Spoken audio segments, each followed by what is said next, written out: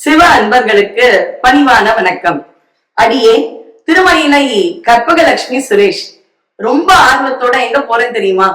பூலோக கைலாயம், மாணிக்க வடிவுடை, மாணிக்க தியாகர் அருள்பாலிக்கும் திருவொற்றியூர் அப்படின்ற அற்புதமான பழமையான தலத்திற்கு செல்கின்றேன். மூவர் முதலிகளும் பாடிய தலம்.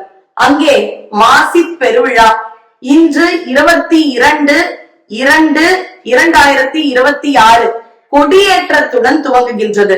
4/3/2026 வரைக்கும் மாசி பிரம்ம உற்சவம் நடைபெறுகின்றது.